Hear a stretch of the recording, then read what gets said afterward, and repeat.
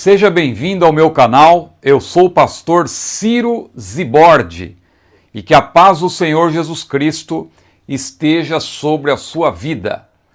Nós estamos estudando sobre o homem tripartido, espírito, alma e corpo, ou mais precisamente, o assunto, de acordo com as lições bíblicas adultos da CPAD, desse quarto trimestre de 2025, corpo, alma e espírito, a restauração integral do ser humano para chegar à estatura completa de Cristo. Nós já tivemos uma série sobre o corpo e agora estamos tendo uma série sobre a alma. E vamos finalizar, claro, com uma série a respeito do espírito. A nossa aula de hoje, a nossa lição, é a lição de número 7, que tem como título Os Pensamentos, Arena de Batalha na Vida Cristã. Que assunto interessante! E eu já convido você para lermos juntos o texto áureo que está em Filipenses capítulo 4, versículo 8, que nos diz assim: quanto ao mais, irmãos, tudo que é verdadeiro, tudo que é honesto, tudo que é justo, tudo que é puro, tudo que é amável, tudo que é de boa fama, se há alguma virtude e se há algum louvor, nisso pensai. E a verdade prática diz-nos o seguinte: o cristão sábio e prudente preserva sua mente, tornando seus pensamentos obedientes a Cristo. Muito bem, vamos iniciar então, e eu quero começar apresentando aqui alguns pressupostos, porque eu tenho percebido que alguns irmãos estão com dificuldade para entender esse assunto, e de fato ele é muito complexo. A nossa aula anterior, por exemplo, a respeito da consciência, eu percebi que muita gente ficou com dúvida, afinal, onde está a consciência? E me parece que as pessoas não entenderam ainda que o ser humano ele é integral. O impulso vem do espírito, mas claro que a consciência está relacionada com todo o nosso ser. Veja que a consciência está ligada à alma também e está ligada ao corpo, ao cérebro, mais precisamente. Então nós temos que entender aí como que funciona essa questão da integralidade do ser humano. Bom, mas eu vou pedir a você que, por gentileza, curta esse vídeo, compartilhe, se você gostar, inscreva-se no nosso canal. E se você desejar ter acesso a todo o nosso acervo, tem alguns irmãos que dizem que querem se aprofundar, então fica aqui a minha dica para você. Se você quer se aprofundar, torne-se membro do nosso canal, um apoiador, e você vai ter benefícios, como vídeos antecipados, vídeos exclusivos, e sobretudo você vai ter acesso ao nosso acervo de textos. É só você apontar a sua câmera aí para o QR Code, clicar no link e tornar-se membro. Você vai ter acesso a todo o nosso acervo, inclusive esse roteiro que você vai ver aqui sendo apresentado. Claro que os membros recebem esse roteiro de maneira antecipada, tem acesso irrestrito e não tem nenhuma dificuldade para acompanhar aqui a nossa aula, mas você que ainda não é inscrito, não é membro, perdão, você, claro, vai acompanhar com alguma dificuldade. Mas, porque esse roteiro, repito, ele é feito exclusivamente para os membros do nosso canal. Mas vamos lá, então, os pensamentos, a arena de batalha na vida cristã. Lição de número 7, será estudada presencialmente, se Deus quiser, no dia 16 de novembro. E eu repito, nós vamos introduzir o assunto falando de pressupostos bíblicos para o estudo da alma na antropologia bíblica, ou antropologia teológica. Antropologia bíblica porque é evidente que nós derivamos a nossa doutrina da própria Bíblia, mas também antropologia teológica porque é uma das matérias que nós estudamos na disciplina Teologia Sistemática. Então veja, se o estudioso da Bíblia não observar esses pressupostos, pelo menos 3 que eu vou aqui apresentar, ele vai ter realmente muita dificuldade, vai continuar tendo dificuldade para entender esse estudo a respeito da alma. Nós vamos falar dos pensamentos e as dúvidas com respeito à consciência persistem. A pessoa vai dizer, o pensamento está ligado à alma, está ligado ao espírito e tal. Veja, as pessoas parecem que compartimentam o ser humano de tal maneira que parece que são três pessoas competindo. Não, o ser humano é integral. Espírito, alma e corpo não quer dizer que as ações elas são, na verdade, independentes. Claro que podem haver ações diferentes ao mesmo tempo, porém, elas são harmoniosas. Elas não são de uma maneira tal a uma parte competir com a outra. Por exemplo, Maria disse, minha alma engrandece ao Senhor e o meu espírito se alegra em Deus, meu Salvador. Ações diferentes, porém concomitantes e harmoniosas. Ela estava alegre, era um estado, era constante a sua alegria no seu espírito. O meu espírito se alegra em Deus, meu Salvador, e ao mesmo tempo ela estava com a sua alma engrandecendo a Deus. Claro, isso em sincronia total com o espírito. O ser humano ele é integral. Então veja, se o estudioso da Bíblia não observar esses pressupostos que eu vou mencionar agora, ele vai ter dificuldade para entender o presente assunto. Por isso, antes de iniciarmos essa nossa presente abordagem sobre os pensamentos, nós vamos nos lembrar, porque já falamos sobre esses pressupostos. O que são pressupostos? Só para não ficar nenhuma dúvida. É aquilo que você precisa saber de antemão para não ter dificuldade para entender ou interpretar determinado texto, determinado assunto. Então veja, para interpretar a Bíblia você precisa de pressupostos. Só que esses pressupostos precisam ser válidos, precisam ser bíblicos. E são pressupostos que não podem contrariar a evidência. Por exemplo, imagina eu estudando a Bíblia partindo do pressuposto de que a Bíblia não é a palavra de Deus. Pressuposto completamente errado. Eu vou chegar a uma conclusão absurda. Imagine que eu parte do pressuposto, como hoje em dia nós temos visto aí, de que a Bíblia tem que ser atualizada, que a Bíblia é insuficiente para atender o homem pós-moderno. Imagine que eu parta do pressuposto de que Deus não existe, sendo que a própria Bíblia diz que é necessário que aquele que dele se aproxime, e também da sua própria palavra, porque não há como nós separarmos a palavra de Deus do Deus da palavra, aquele que se aproxima de Deus tem que crer que ele existe e que é galardoador daqueles que o buscam. Então veja, pressupostos são necessários, mas pressupostos não podem contrariar a evidência. E quais são três, pelo menos, pressupostos fundamentais para entender esse estudo sobre a alma, que nós apresentamos em aulas anteriores, mas vamos aqui retomá-los. E talvez em todas as aulas tenhamos que retomar de certa forma estes e outros que nós vamos acumulando na medida que vamos estudando esse assunto de maneira progressiva. Observe que o nosso estudo é um estudo progressivo. Tivemos a primeira aula em que houve um resumo geral do assunto que vai ser tratado, uma aula geral. Depois, a partir da segunda aula, o estudo sobre o corpo. E depois desse grupo de lições sobre o corpo, começamos a estudar sobre a alma e daqui a pouco vamos estudar sobre o espírito. E depois vamos ter uma aula conclusiva sobre tudo.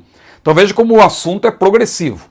Pois bem, pressupostos. O primeiro que eu quero mencionar, que eu já acabei citando e vou agora repisar esse assunto, o ser humano ele é integral. Coloque isso na sua cabeça de uma vez por todas. Coloque isso na sua mente, nos seus pensamentos. O ser humano ele é integral. Não são três partes que estão competindo entre si. E são partes que não se separam. A única exceção é a morte. Claro, porque na morte, evidentemente, a parte física, o corpo fica na terra. Mas espírito e alma vão, no caso do salvo, vão ao encontro do Senhor, vão ficar com o Senhor. No caso do ímpio, claro, vai para o Hades, que é um lugar intermediário também de tormentos. Não é ainda o inferno final, propriamente dito, mas não deixa de ser um inferno ou a antessala do inferno final. Então, citando já a nossa declaração de fé, que já foi citada em aulas anteriores, e eu retomo, o que diz a nossa declaração de fé? E é importante você entender que declaração de fé não é opinião dos homens. Declaração de fé, nós entendemos que é uma afirmação com base naquilo que está na Bíblia. Por isso que nós dizemos, cremos, declaramos e ensinamos. Cremos no quê? Naquilo que está na Bíblia. Declaramos o quê? Aquilo que cremos e é o que está na Bíblia. E ensinamos, ou seja, só podemos ensinar aquilo que declaramos e só declaramos aquilo que podemos crer. Por isso, cremos, declaramos e ensinamos. Ou cremos, professamos e ensinamos. Eu gosto até mais do verbo professar. Mas na nova versão aí da nossa declaração de fé, substituiu-se professar por declarar, talvez para ficar em consonância com o título, não é? Declaração de fé, então declaramos. Porém, professamos também é um verbo muito forte. Eu só posso professar aquilo que eu antes criei. Eu criei, por isso falei, não é? Tem o texto bíblico que diz assim. Então, nós cremos e por isso professamos. Agora, cremos no quê? Naquilo que está na Bíblia. Então, nós cremos, biblicamente falando, que o corpo é o invólucro. Isso é bíblico. Não é simplesmente uma declaração de teólogos. É o que a Bíblia realmente ensina. O corpo é o invólucro do espírito e da alma. Contudo, o homem é um só, e não cada uma de suas partes, mas a totalidade delas, a unidade, o homem na pluralidade, espírito, alma e corpo. Então diz a nossa declaração de fé, segunda edição de 2025, na página 86. Tudo isso está na parte das referências do nosso estudo, que você que é membro do canal já tem em mãos. A despeito de cada um de nós ser formado por essas três partes, porque 1 Tessalonicenses 5,23 diz o quê? Todo o vosso espírito e alma e corpo sejam conservados plenamente irrepreensíveis para a vinda de nosso Senhor Jesus Cristo. Então, a despeito de cada um de nós ter ou ser formado por essas três partes, estas não atuam de forma independente. É evidente isso. Por quê? Porque elas se interpenetram de modo harmonioso e sincrônico. Então, espírito, alma e corpo não são independentes. São partes que formam o ser humano integral. Então, embora a alma seja a sede dos nossos pensamentos, sentimentos e vontades, estes pensamentos, sentimentos e vontades estão ligados ao ser humano integral, porque para pensar você vai usar o seu cérebro. O espírito, evidentemente, no caso do salvo, é aquela parte onde está também o que nós falamos nas aulas anteriores, a chamada imago Dei. Nós somos imagem de Deus. Nós falamos que temos a imagem de Deus, mas a rigor o texto diz que nós somos criados. E temos, portanto, essa marca de Deus, que nos faz ser imagem e semelhança do Criador. Claro, na sua parte espiritual. Então, tudo isso, evidentemente, faz parte do homem integral. Então, guarde esse primeiro pressuposto que nós não podemos ignorar. O ser humano é integral. Pare de querer fazer separações para que as partes compitam entre si. Não há competição entre as partes. Elas têm funções diferentes, mas de maneira harmoniosa é o ser humano que está atuando, é o ser humano que está pensando, é o ser humano que está sentindo, é o ser humano que está adorando a Deus, é o ser humano que peca, é o ser humano que fracassa, é o ser humano que vence, integralmente falando. Vamos para um segundo pressuposto. Na morte, isso é importante, o homem interior, o que é o homem interior? Já explicamos.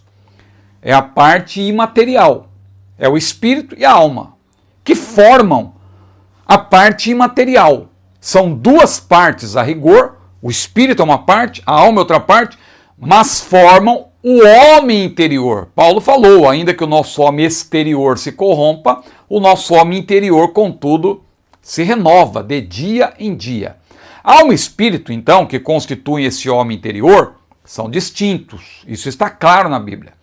Olha o que Isaías falou, com a minha alma eu te desejei de noite, e com meu espírito que está dentro de mim, madrugarei a buscar-te. Veja, são ações diferentes, porém simultâneas e perfeitamente harmoniosas. Ele não está fazendo algo com o espírito que contraria a alma. Não, ele está constantemente, com a minha alma eu te desejei, mas com o espírito, de maneira constante, ele madruga a buscar ao Senhor. Quer dizer que mesmo dormindo, não importa se está dormindo, se está acordado, se o crente realmente ele é fiel a Deus, o seu espírito está 24 horas conectado com Deus. Por isso que o crente madruga a buscar ao Senhor. E ao mesmo tempo, ele com a alma, ele está desejando, porque é na alma que estão as nossas faculdades, o sentimento, a vontade, o intelecto. Então, por meio da vontade e dos sentimentos, de maneira geral, a pessoa deseja ao Senhor. E isso envolve os pensamentos também.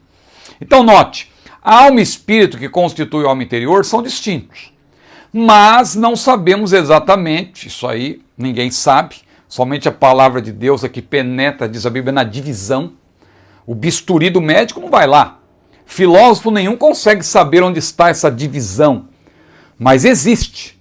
E nós não sabemos exatamente onde começa e termina a alma, o espírito. Mas nós sabemos que existe a divisão, porque a Bíblia diz que sim.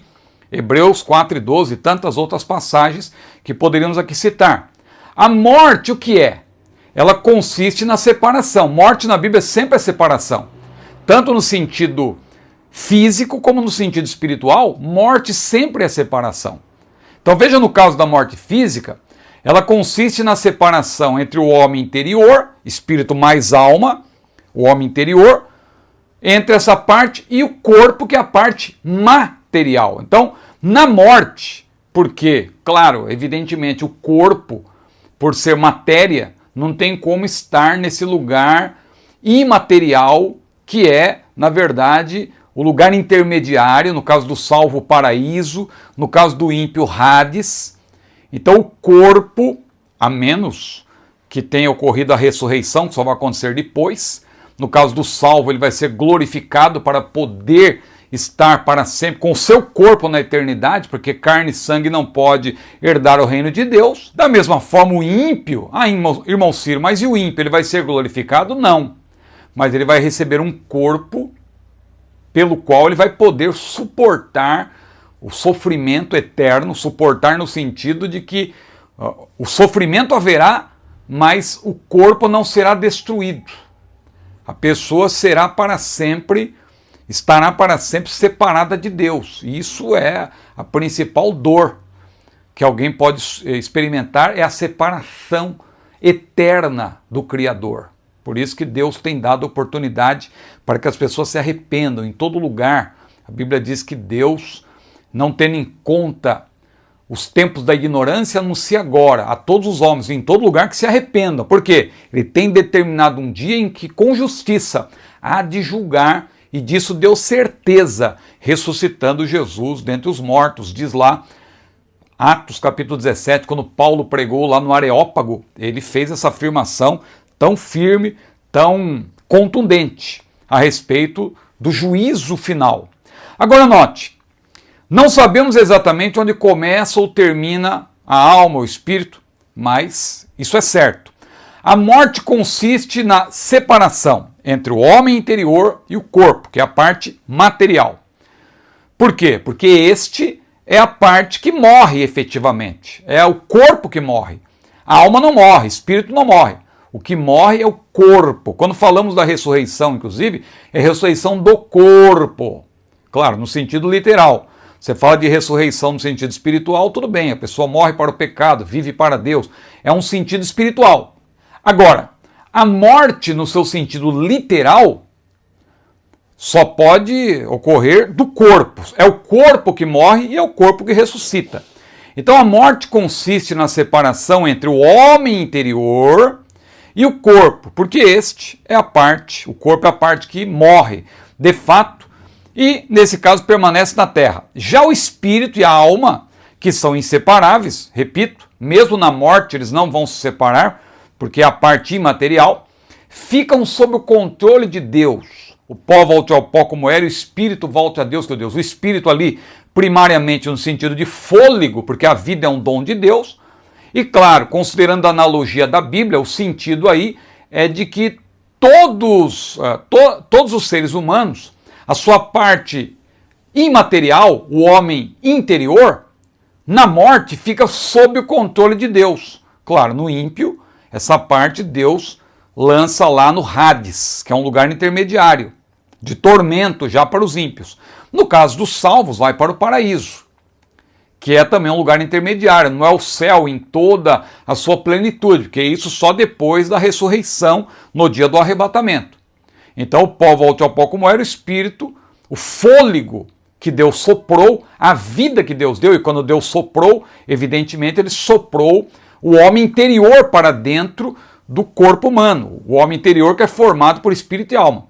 Então essa vida que Deus deu tem a ver com aquilo que vivifica o corpo, que é justamente o homem interior, espírito mais alma. Então isso Deus toma de volta, porque a vida é um dom de Deus. Mas aí ele administra da maneira que ele quer, de acordo, claro, com a nossa resposta ao seu plano. O salvo vai para o paraíso, o ímpio vai para o Hades. Então veja, eles só se separam do corpo momentaneamente, porque o ser humano é integral. Lembre-se desse pressuposto. Então na morte, claro, o corpo ele fica na terra. Então há uma separação momentânea quando ocorre a morte. No caso do salvo, a Bíblia diz que vai haver a reunião quando Jesus voltar. O mesmo Senhor descerá do céu com alarido, com a voz de arcanjo, com a trombeta de Deus, e os que morrerem em Cristo ressuscitarão primeiro. Diz o texto que ele vai trazer consigo os santos, ou seja, a parte imaterial que vai se encontrar com a parte material na terra, e vai acontecer a ressurreição.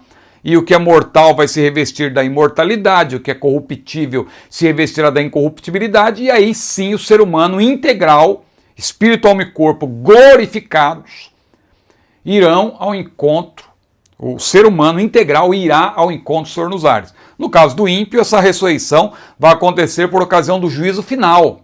Apocalipse 20, versículos 11 a 15, o mar dará aos seus mortos, já explicamos isso numa das lições, a morte, de maneira figurada ali, não é? Uma referência aos corpos mortos, e o Hades é uma referência às almas, ou à parte imaterial dos mortos. Vai haver a reunião para a ressurreição. E aí, quando o ser humano receber a sentença, ele será lançado no lago de fogo, no Guiena, como diz a Bíblia. E aí é a condenação eterna. E aí a pessoa terá um corpo, evidentemente, não um corpo glorificado, mas um corpo reconstituído, e reconstruído de tal modo que a pessoa, mesmo sendo um corpo ignominioso, a pessoa tenha um corpo que não seja destruído com o fogo do inferno. Ou seja, a pessoa vai sofrer no inferno, mas Jesus disse que ali o bicho nunca morre, ou seja, não haverá a morte, a pessoa estará viva por toda a eternidade. Então, senão, claro, a pessoa seria morta, se ela não tivesse esse corpo que Deus vai preparar. É um corpo, claro, adaptado para a pessoa poder experimentar o sofrimento do inferno também. Assim como o salvo vai ter um corpo glorificado para poder estar por toda a eternidade, para sempre com o Senhor. Então veja, essa parte material só se separa do corpo momentaneamente, quando morre. Diante disso, aqui uma ênfase importante, é absurda a ideia baseada erroneamente em Mateus 10, 28, de que os espíritos dos ímpios voltam para Deus, enquanto as almas são condenadas ao inferno. Veja, quem diz isso não entendeu ainda que o ser humano é integral. Se o ser humano é integral, como pode o espírito volta para Deus e a alma vai ser condenada no inferno? Porque Jesus disse, não temais que mata o corpo e não pode matar a alma, temei antes aquele, referindo-se a Deus, que pode fazer perecer no inferno alma e corpo. Agora, é evidente que a palavra alma aí, embora o termo seja alma mesmo, no grego, né, pisre, significa alma, mas você sabe que o que determina o sentido de um termo não é o étimo tão somente, mas sobretudo o contexto.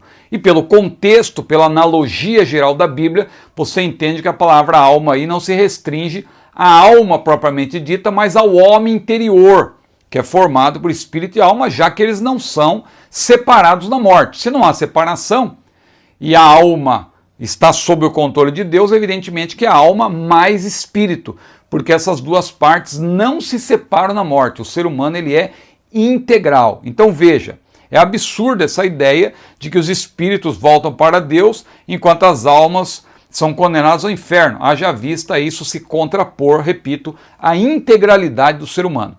E um terceiro e último pressuposto, a consciência, estudamos na aula passada, isso vale também para os pensamentos, porque a consciência também tem a ver com os pensamentos. Ainda ficou aquela discussão, a consciência está no espírito, a consciência está na alma. Irmãos, o ser humano ele é integral. Claro que do espírito vem um impulso para a pessoa fazer o que é certo, porque nós temos a imagem, nós temos a imago Dei.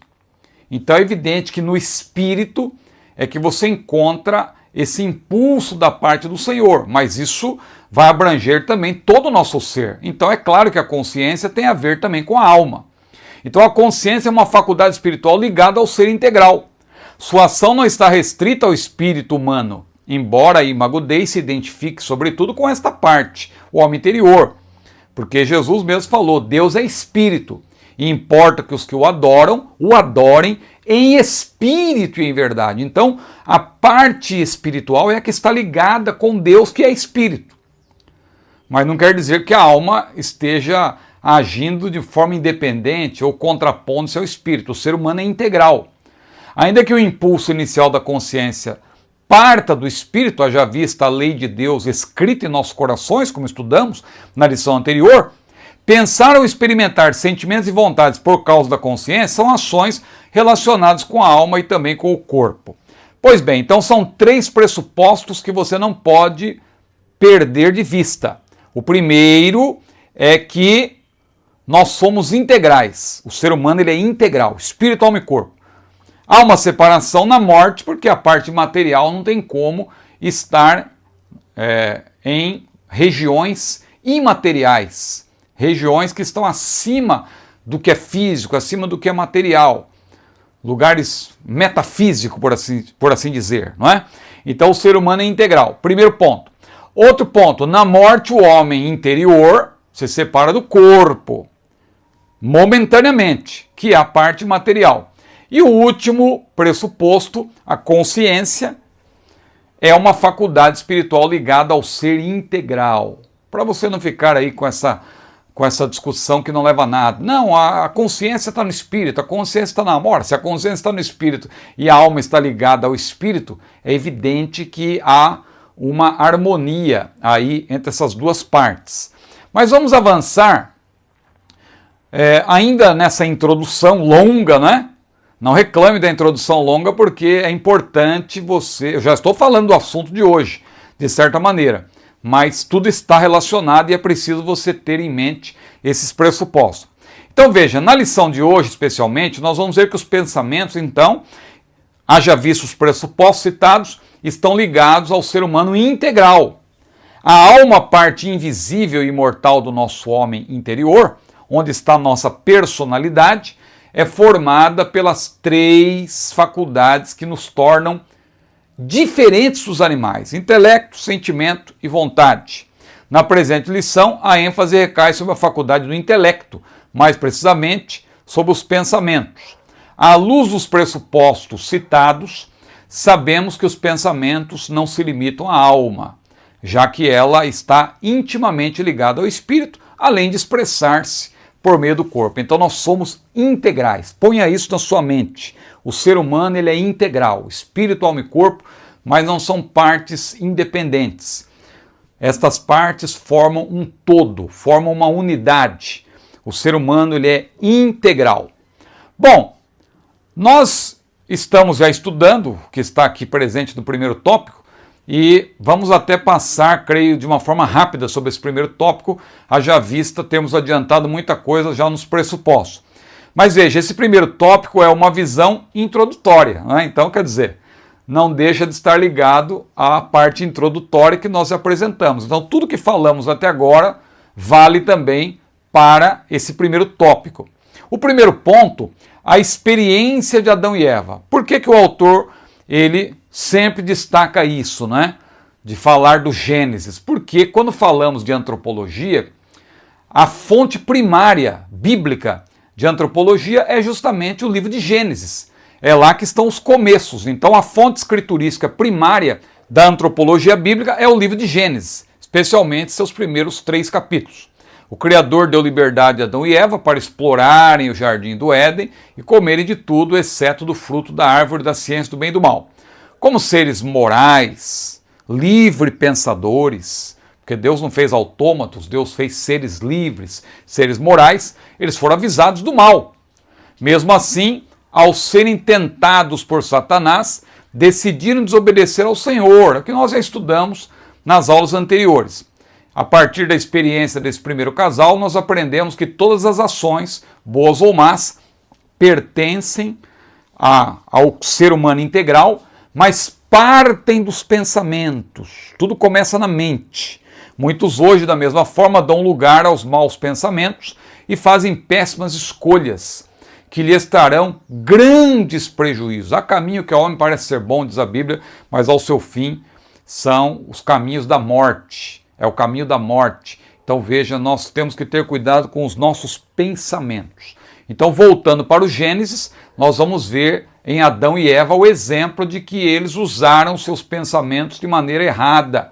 Eles deram lugar para os maus pensamentos. Quando foram expostos ali à tentação, quando Satanás os tentou, eles acabaram usando a razão, esquecendo-se do que Deus havia, na verdade, dito, alertando-os de que eles não poderiam. Veja, eles tinham todo o jardim para explorar e eles foram justamente ali, na árvore da ciência do bem e do mal, usar o seu pensamento ali para refletir de maneira errônea e considerando a tentação de Satanás, não, o que Deus falou não é bem assim, porque no dia que a gente comer dessa árvore nós vamos saber o bem e o mal e tal, vamos viver para sempre. E aí eles, na verdade, deram ouvidos ao que Satanás falou, deram lugar ao diabo, né? E a Bíblia diz, não deis lugar ao diabo.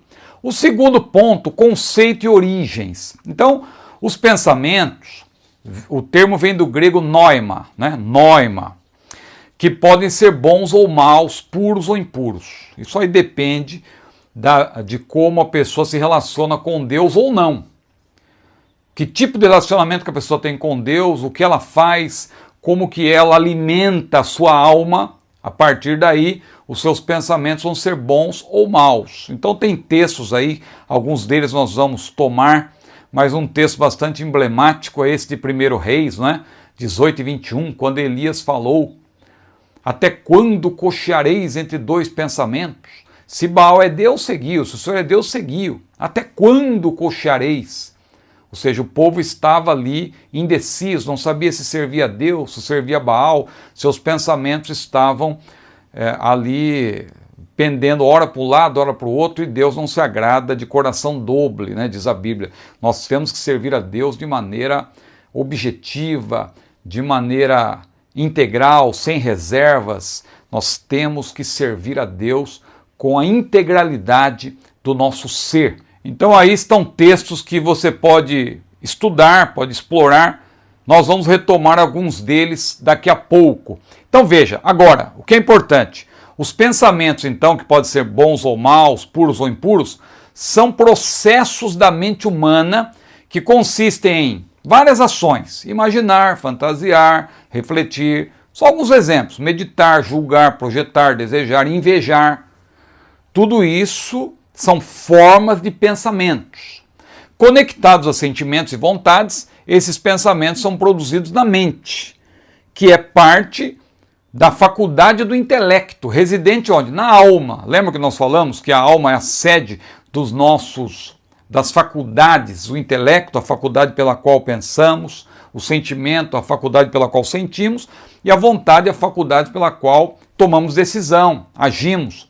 Então, veja, quando pensamos, não é que você está usando uma parte apenas, uma faculdade apenas. Essa faculdade é a sede, mas é a sede o intelecto, vamos dizer assim, a sede dos pensamentos.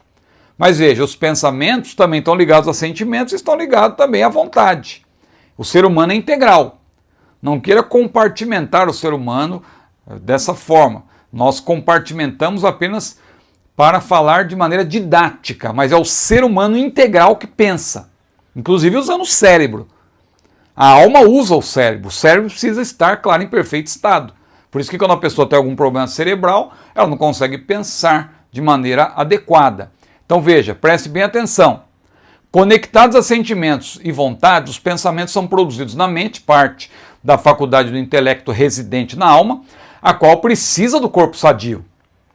A alma humana, invisível e imortal, só é capaz de pensar fora do corpo. Aí tem um detalhe importante, né? Que eu falei que a alma precisa do cérebro. Mas a alma também pode pensar sem o cérebro. Como assim, irmão Ciro? Na morte. Quando a pessoa morre, por exemplo, que a alma sai do corpo, há uma separação, a alma não está mais usando o cérebro, porque ela saiu do corpo. Mas a alma está consciente. E a Bíblia diz lá em Apocalipse 6 e 9 e 10, a respeito das almas que estão debaixo, lá por ocasião do período tribulacional, os mártires do período tribulacional vão estar debaixo do altar de Deus clamando. Ora, para clamar, a pessoa tem que usar o cérebro para pensar, né? Humanamente falando, a pessoa usa o cérebro. Agora, e no caso daquelas pessoas que estão sem o cérebro, porque o corpo separou-se?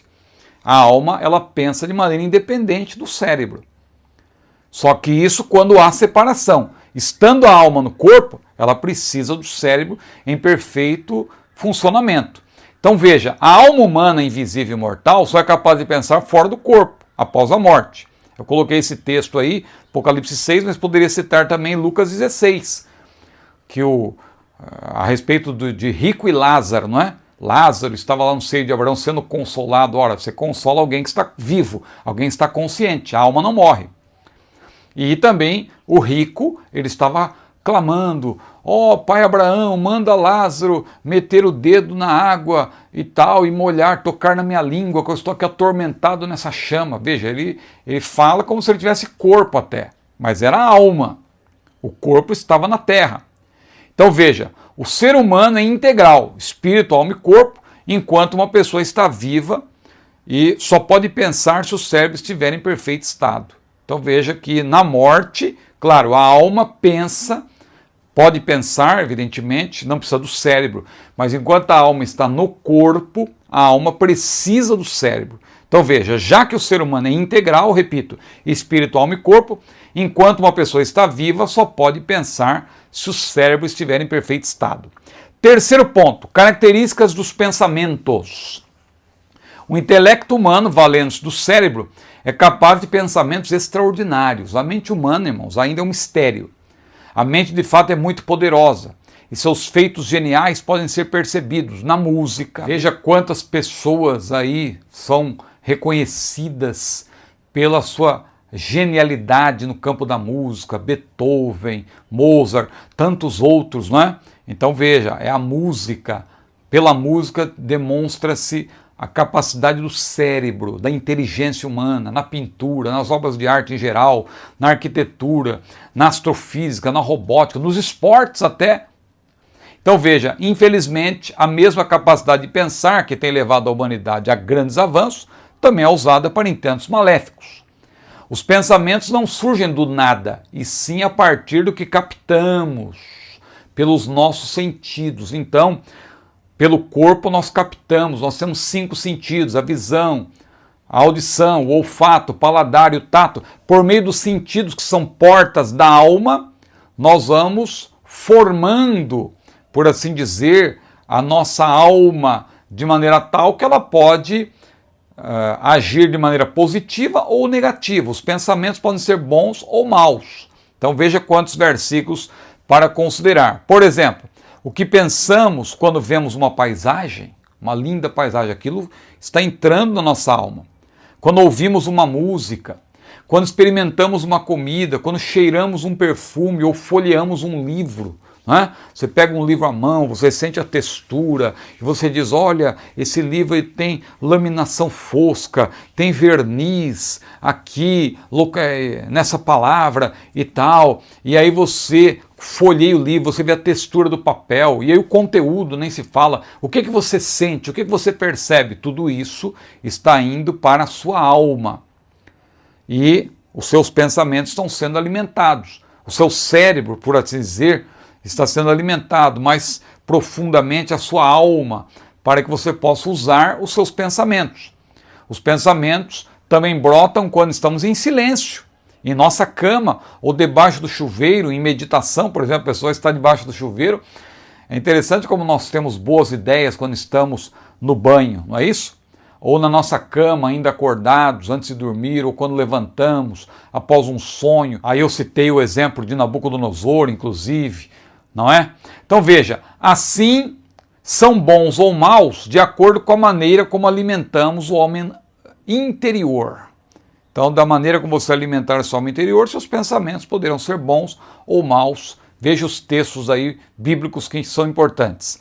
Mas vamos para o segundo tópico, a gestão, ou seja, como você pode administrar, como você pode fazer com que os seus pensamentos sejam bons, no caso do servo de Deus. Como fazer para não dar lugar a maus pensamentos? Então, o primeiro ponto, temos aí imperativo ético e espiritual. Um dos textos neotestamentários mais emblemáticos nesse sentido, ou seja, acerca da boa gestão dos pensamentos, é Filipenses 4:8. Aquele texto emblemático, eu coloquei até aí para você ter até facilidade de decorar. Quanto ao mais, irmãos, veja, tudo que é verdadeiro, tudo que é honesto, tudo que é justo, tudo que é puro, tudo que é amável, tudo que é de boa fama, se há alguma virtude e se há algum louvor, nisso pensai. Mas vamos ver aqui, vamos fazer um desdobramento rápido desse versículo, uma exposição dele. Esse versículo diz que pensamentos verdadeiros devem ocupar a nossa mente. Nisso pensai. Quanto ao mais, irmãos, tudo que é verdadeiro, nisso pensai. Então, de acordo com Paulo, aquilo em que a pessoa pensa dá personalidade à vida. É necessária boa alimentação para a saúde física, tanto quanto é necessário que haja bons pensamentos para que haja saúde mental e espiritual. Então veja, quando você tem pensamentos verdadeiros, claro, você está alimentando o seu cérebro de maneira correta e ele vai pensar no que é verdadeiro. Paulo nomeia primeiro o que é verdadeiro, alethés no grego, aí você tem onde esse termo aparece, João 8,14, Tito 1,13, por exemplo, porque antes de todas as outras virtudes, a pessoa tem que entender a verdadeira doutrina e a fé. A verdade, portanto, é a firme aceitação e a confissão de doutrina genuína e incorruptível, juntamente com uma clara refutação de erros, diz o reformador Melanchthon, que nós estamos citando aí. Outra coisa, pensamentos honestos e justos devem ocupar a nossa mente. Tudo que é honesto, tudo que é justo, disse Paulo, nisso pensai. Honesto aqui, semnos, no grego, se refere a uma respeitabilidade digna, que guerreia, que combate nessa arena dos pensamentos aí, contra tudo que é desonesto, indigno, virulento, grosseiro ou arrogante. A mente que se concentra em assuntos honestos corre o perigo de tornar-se desonesta.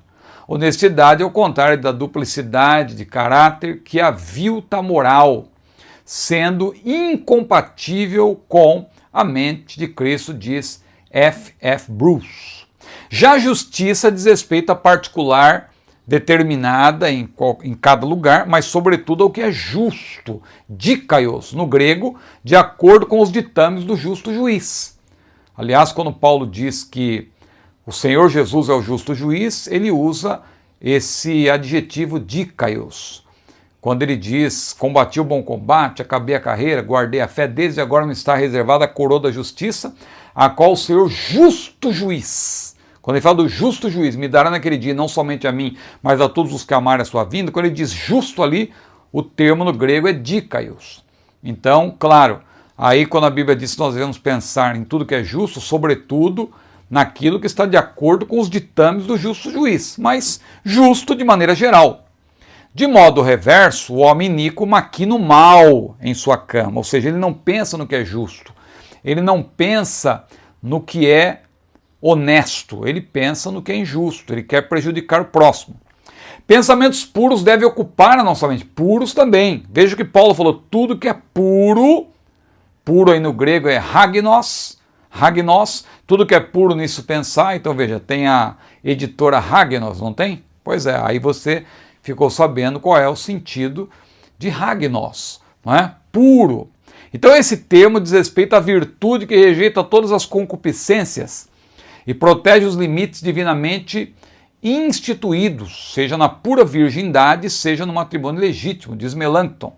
Ou seja, essa pureza tem a ver com essa pureza com respeito ao casamento, à virgindade, ou seja, a pureza moral.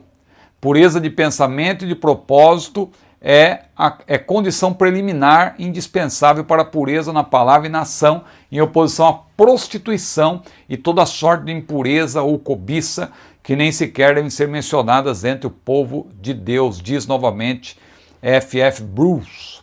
Outra coisa, pensamentos amáveis e nobres devem ocupar a nossa mente. Tudo que é amável, tudo que é de boa fama, nisso pensai.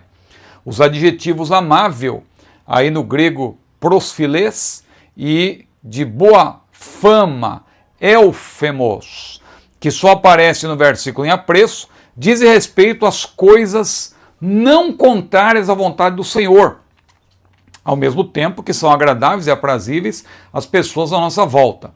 Nessa categoria, aí diz o autor, que nós vamos citar agora, eu colocaria a paciência, o bom humor, a doçura de temperamento, a generosidade e virtudes como essas. Que maravilha! Pensamentos bons e edificantes devem ocupar a nossa mente. Se há alguma virtude, se há algum louvor, nisso pensai. Ou seja, além das virtudes já citadas, com destaque, tudo em que há virtude, arete, ou louvor, é painos, ainda que em menor escala, como a paciência, a temperança, a frugalidade, a generosidade, a hospitalidade, deve ocupar a nossa mente. Tudo. Se há algum louvor, se há alguma virtude, disse Paulo, nisso pensai, ou seja, coisas que são mais importantes do que as outras, mais virtuosas, mais louváveis do que as outras, mas são também louváveis, são virtuosas. Então, por exemplo, quando Paulo fala lá do exercício corporal e da piedade, que é o exercício espiritual. Claro que o exercício espiritual é mais importante, mas não quer dizer que o exercício corporal não tenha também o seu valor. Então é o que eu coloquei aí. O apóstolo menciona o exercício espiritual, piedade e o exercício corporal. Embora o primeiro seja prioritário, no segundo há também alguma virtude, algum louvor, já que também precisamos cuidar do nosso corpo, que é, como já estudamos, o templo do Espírito Santo. O ponto 2, acima da técnica. Aí o autor ele apresenta um confronto entre a ajuda que vem do Senhor e a ajuda dos homens, a chamada autoajuda, a nossa ajuda interior também, não é? Sobretudo. Então aproveitei para apresentar esse jogo de palavras aí. A ajuda do alto é muito superior à autoajuda. Esta tem o seu valor relativo, mas não é eficaz, né? Devido à sua técnica, claro, ela tem a sua importância, mas não é eficaz como ajuda superna, divina. Em Colossenses 3, 1 e 2, Paulo explica que nós, ressuscitados com Cristo, fixamos a mente nas coisas celestiais. Se já ressuscitaste com Cristo, pensai nas coisas que são de cima. Estabelecemos o que é de verdadeira importância na vida e vamos continuamente, tempo presente, buscar as novas realidades em lugar do que costumava comandar nossa atenção. Agora nós pensamos nas coisas que são de cima. Há um novo conjunto de direções e obedecemos a um conjunto de paradigmas, de exemplos, de bons exemplos. Agora que fomos criados com Cristo, ou seja, já ressuscitamos com Ele, nossa existência deve ser subordinada pelas coisas do alto, diz Grant Osborne, outro autor. Veja quantas citações que nós estamos fazendo aí para enriquecer o seu conhecimento. Quando pensamos no nosso futuro glorioso, somos menos afligidos pelas dores presentes nesse mundo tenebroso. As aflições desse tempo presente não são para comparar com a glória que em nós há de ser revelada. A nossa leve e momentânea tribulação produz para nós um peso de glória, diz a Bíblia, muito excelente. A nossa cidade está no céu, donde também esperamos o Senhor, o Salvador Jesus Cristo, que transformará o nosso corpo abatido em um corpo glorioso, semelhante ao seu. Amados, ainda não é manifesto o que havemos de ser. Veja com grande amor nos tem concedido o Pai, que fôssemos chamados filhos de Deus. Amados, ainda não é manifesto o que havemos de ser, mas sabemos que quando Ele se manifestar, nós seremos semelhantes a Ele, porque assim como Ele é, nós o veremos. O crente que tem isso na sua mente, ele não vai se deixar abater pelas aflições do tempo presente, que são passageiras, são efêmeras ante tudo aquilo que vamos receber no nosso futuro glorioso. Terceiro ponto, recursos espirituais. Para usufruirmos da ajuda do alto e mantermos nossos pensamentos nas coisas de cima, precisamos ler a Bíblia diariamente, e com meditação, o autor destaca. Não devemos lê-la como se fosse um livro qualquer, e sim como a palavra de Deus. Ó, quanto amo a tua lei, disse o salmista, é a minha meditação de vez em quando? Não, em todo dia.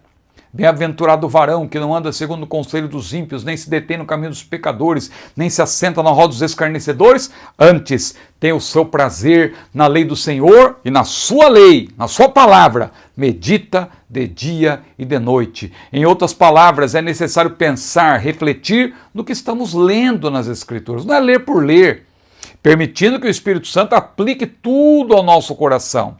Existem aí uma sugestão minha, não é? 2 horários-chave para meditarmos na palavra de Deus. O primeiro é logo pela manhã, quando a sua mente ainda está limpa, ainda você não absorveu os problemas do dia. Então, antes de iniciar o seu expediente de trabalho, você medita na palavra, o que vai garantir a você um dia abençoado, manter a sua mente firmada em Deus. E o segundo horário-chave, que eu considero, é antes de dormir, para você ter bons sonhos, para você dormir pensando nas coisas de Deus, e aí você vai dizer, como disse o salmista, em paz me deitarei e dormirei, porque só tu, Senhor, me fazes habitar em segurança. E o quarto e último ponto é que o autor faz uma comparação entre Jerusalém e Betânia, porque Jerusalém era lugar agitado, onde Jesus estava sendo apertado pelas multidões, estava debaixo da crítica dos fariseus, dos escribas. Então, aquela pressão toda, mas Jesus, de vez em quando, ele ia para Betânia, um lugar de descanso. E aí eu faço uma explicação. Veja, em Jerusalém o Senhor experimentou muito desgaste físico e mental. Ali apertado pelas multidões e sofrendo oposição ferrenha por parte dos escribas e dos fariseus, mesmo assim ele pregou, ele ensinou, ele curou os enfermos. Sempre que possível, porém, retirava-se para Betânia. Uma vida tranquila, com poucas casas, umas 20 casas mais ou menos na época, incrustada nas escarpas do Monte das Oliveiras, onde o vento em geral vem do oeste, em geral, né? Trazendo o ar fresco do Mediterrâneo. Dali é possível olhar o deserto, diz Peter Walker, sem sentir o seu bafo quente e ainda ficar a salvo do barulho de Jerusalém, que está a apenas 3 quilômetros à sua frente, além do Monte das Oliveiras. Há apenas 45 minutos de caminhada, é mais ou menos o tempo que eu gasto quando eu caminho, né? 40, 45 minutos. Então, com uma caminhada assim, chegava-se a Betânia, um lugar que era um verdadeiro refúgio, um lugar ideal para o mestre se distanciar daquela vida estressante de Jerusalém e estar com seus amigos, Maria, Marta, Lázaro, e pôr em ordem seus pensamentos. Nós também precisamos ter a nossa Betânia. Irmãos, eu sempre tenho dito isso, nós temos que descansar. O obreiro tem que ter cuidado com a sua vida, tem cuidado de ti mesmo, disse Paulo. Tem que ter cuidado da família, tem que ter cuidado da saúde, tem que ter um tempo para descansar, tem que ter um tempo para pôr em ordem os pensamentos, afastar-se das pressões, do estresse do dia a dia, a fim de gerir os seus pensamentos. Terceiro e último tópico, a batalha na arena dos pensamentos. Veja, a batalha É uma batalha, porque nós somos salvos, nosso espírito está, claro, subordinado ao Espírito Santo, mas nós somos tentados, porque a natureza caída ainda está presente, a natureza adâmica. Então nós estamos numa batalha. Essa batalha não é apenas por meio do corpo, é nos pensamentos. Então veja, há influências espirituais. Primeiro ponto, os salvos em Cristo estão em batalha espiritual. Mas essa luta não é contra pessoas, sim contra Satanás e seus agentes. Não temos que lutar, disse Paulo, nem contra a carne, nem contra o sangue, mas contra principados, potestades, príncipes das trevas, ossos espirituais da maldade. Onde? Nos lugares celestiais. Dessas regiões celestiais, onde atuam as hostes do mal, o príncipe das potestades do ar, que é Satanás, por meio de seus agentes, lança dardos inflamados para tentar desviar nossos pensamentos do Senhor. Nessa esfera, irmãos, ele consegue atuar, ele consegue induzir a pessoa a pensar coisas que não convém. Não por acaso, uma das peças da armadura de Deus, da qual devemos nos revestir, é o capacete da salvação. O capacete protege o quê? A mente. Protege o quê? A cabeça, os pensamentos. Se não vigiarmos contra as astutas ciladas do diabo, que anda ao nosso derredor, bramando como leão, disse Pedro, buscando a quem possa tragar, nós podemos ficar ansiosos, porque na mesma passagem Pedro diz, lançando sobre ele toda a vossa ansiedade, porque ele tem cuidado de vós. Ou seja, não é para você permitir que a ansiedade tome conta da sua mente, porque a ansiedade, irmãos, é algo que consome a pessoa. A pessoa fica pensando naquilo, não consegue dormir, não consegue fazer nada de maneira correta e tal, tem dificuldade. Por isso que Pedro falou, o diabo anda em derredor. Se você der lugar para a ansiedade, você tem que ocupar a sua mente com coisas que agradam a Deus, bons pensamentos, para você não fazer aquilo que não agrada a Deus. Porque a pessoa faz o que não agrada a Deus quando ela dá lugar ao diabo. Por isso que Pedro falou. Antes de possuir pessoas, os demônios que atuam na nosfera, ou seja, na esfera dos pensamentos, procura influenciá-las por meio da mente, por meio dos pensamentos, induzindo-as ao erro. Ele agiu como ao tentar Eva? Ela começou a pensar, ela deu lugar aos seus pensamentos. Não diz lá, segundo aos Coríntios 4:4, que ele cegou os entendimentos dos incrédulos? E nesse texto de 2 aos Coríntios 11, versículo 3, olha que interessante, 2 aos Coríntios capítulo 11, versículo 3, olha o que disse Paulo. Temo que assim como a serpente enganou Eva com a sua astúcia, assim também seja de alguma sorte corrompidos os vossos sentidos e se apartem da simplicidade que há em Cristo. Então, quando fala dos sentidos aí, tem a ver com o mesmo termo relacionado com pensamentos. Noima, no grego. Daí vem a nosfera, né? A esfera dos pensamentos. Vem do grego, noima. Então esse termo noima aparece aí, em 2 Coríntios 11:3. Quando menciona sentidos, tem a ver com os pensamentos. Então os fins trágicos de Judas Iscariotes e Ananias são casos em que os maus pensamentos evoluíram para a possessão demoníaca. Judas não estava possuído desde o início em que ele começa a trair Jesus. Começa nos pensamentos, aí ele vai agindo, aí chega o momento que Satanás percebe que ele tem toda a liberdade para possuir Judas. Assim aconteceu também com Ananias. Agora não aconteceu com Pedro. Pedro também cometeu um grande pecado, como falamos em aulas anteriores. Ele negou, mentiu, jurou e praguejou. 4 pecados num só.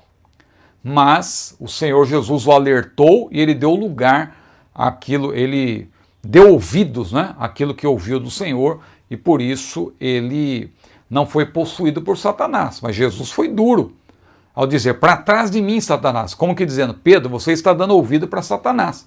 Você está sendo influenciado por Satanás. Para trás de mim, Satanás. E aí Pedro acordou. E por isso que Pedro não teve o fim trágico de Judas e também de Ananias. E o segundo e último ponto, cuidados práticos. Aqui o autor ele desdobra em vários pontos. E você que é membro do meu canal, você vai ver que eu acrescentei uma explicação que o autor não teve espaço para fazer na lição, nem no livro também, porque você vê que o livro também tem o seu espaço limitado, embora haja mais espaço no livro do que na lição, mas mesmo no livro o autor ele não não explicou detalhadamente cada um desses pontos, que eu aqui, modéstia à parte, acrescentei alguma coisa para ajudar você que é membro do meu canal. Então veja, atribui-se a Martinho Lutero aquela frase referente às tentações, não é? Não podemos impedir que os pássaros voem sobre as nossas cabeças, mas podemos impedir que eles façam ninhos. Embora seja impossível deixar de pensar, podemos impedir o progresso de pensamentos maus, que pode evoluir para desejos ilícitos ou práticas pecaminosas. O que cada um de nós pode fazer? É isso que o autor cita, apenas cita ali bem sucintamente, e eu faço aqui uma rápida explicação. Primeiro, não nutrir pensamentos distorcidos de si mesmo. Não nutrir pensamentos distorcidos de si mesmo. Esses são aqueles que produzem complexo de inferioridade ou superioridade. Embora João Batista tenha dito que convinha diminuir ante a grandeza do Senhor Jesus, né, convém que ele cresça que eu diminua, isso não significa que devemos nos comparar com pessoas e nos sentirmos insignificantes. Paulo disse ao jovem Timóteo que ele deveria se impor, a fim de que ninguém o desprezasse. Veja, ninguém despreza a tua mocidade. Como assim? Ô Paulo, você tinha que dizer isso para as pessoas, não para mim. Pois é, mas Paulo já tinha dito para Timóteo como ele deveria se conduzir, e aí depois ele diz, ninguém despreza a tua mocidade. Ou seja, Timóteo, você tem que se impor, você tem que ser fiel, você tem que ser uma pessoa que age com autoridade, e não com autoritarismo, com autoridade. Aí as pessoas vão te respeitar. Então ninguém despreza a tua mocidade. Nós não podemos também, por causa da humildade, da modéstia, às vezes assim, não ter uma opinião forte, não ter uma participação mais ativa, presente, quando estamos falando algo da parte de Deus. Então veja, por outro lado, não devemos pensar que somos a última bolacha do pacote, né? Como fazia o fariseu naquela parábola narrada por Jesus. Ó Deus, graças te dou, porque não sou como os demais homens, roubadores, adúlteros, injustos, não sou nem como esse publicano aqui ao meu lado. Eu, Senhor, jejuo 2 vezes na semana, dou dízimo tudo quanto possuo, eu e mais eu. Ou seja, ele se achava muito importante, ele se achava... Se fôssemos usar a linguagem de hoje, ele dizia, Senhor, eu sou a última bolacha do pacote e tal, não tem ninguém melhor do que eu. Pois é, mas é como Paulo também falou, né, que nós não devemos nos comparar com nós mesmos, né?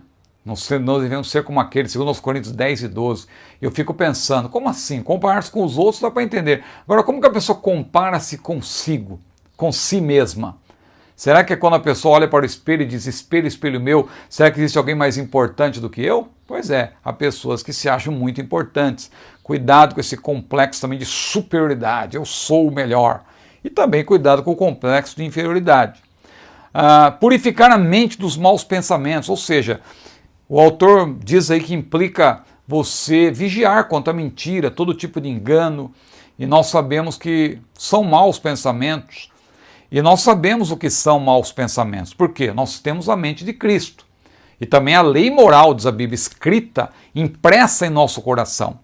Assim, tudo que não passar naquele crivo de Filipenses 4:8, tudo que é amável, tudo que é justo, tudo que é puro, tudo que é de boa fama, tudo que é verdadeiro, diz Paulo antes de tudo, né? Se há alguma virtude, se há algum louvor, nisso pensai. Então, como fazer isso? Repreendendo maus pensamentos em nome de Jesus, ocupando imediatamente a nossa mente com aquilo que agrada a Deus. Isso é literalmente um combate na arena dos pensamentos. Não permitamos, pois, que o mal domine nossa mente.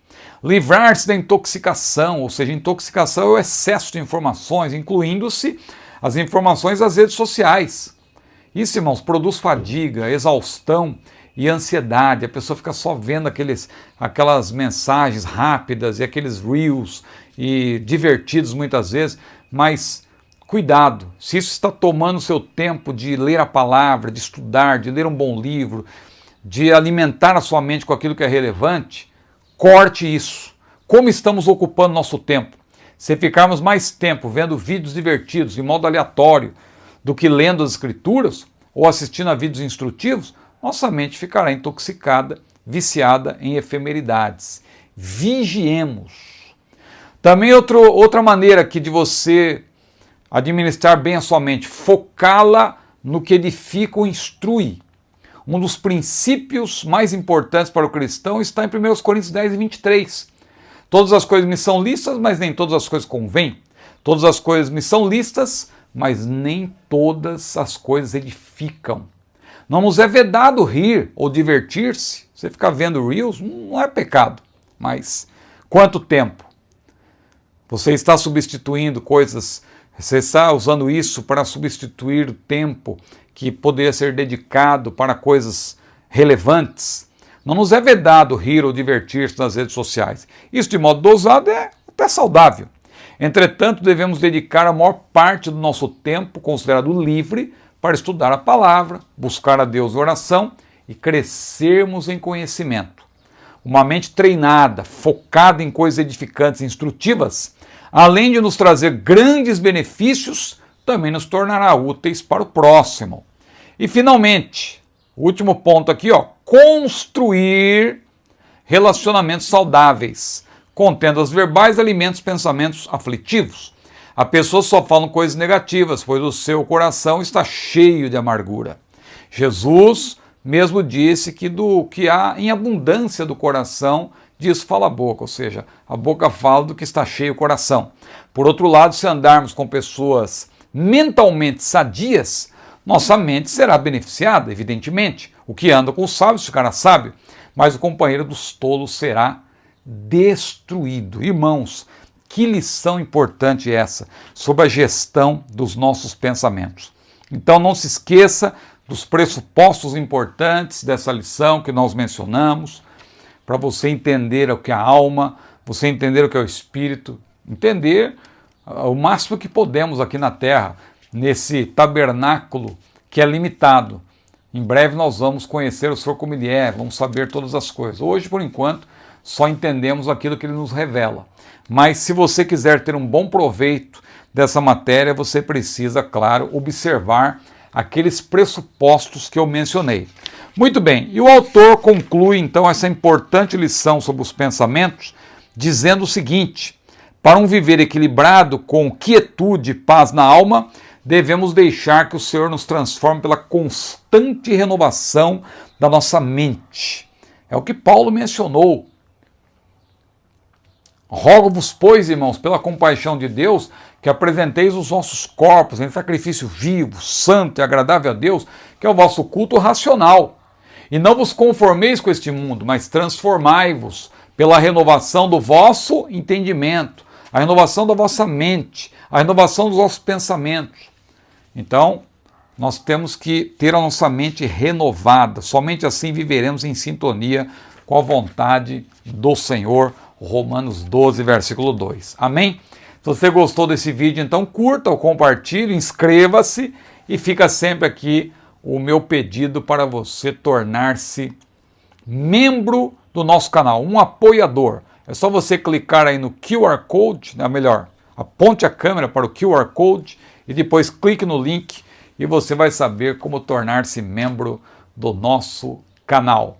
Que Deus abençoe a sua vida. E você vai ter também, além de todos esses benefícios que eu mencionei, acesso a vídeos exclusivos, os vídeos que são antecipados, também ter acesso ao nosso acervo de textos. Você também vai ter, claro, aquele selinho de membro que aparece na primeira página lá, quando você abre, você vê lá os membros são mencionados. Que Deus abençoe a sua vida, a paz do Senhor.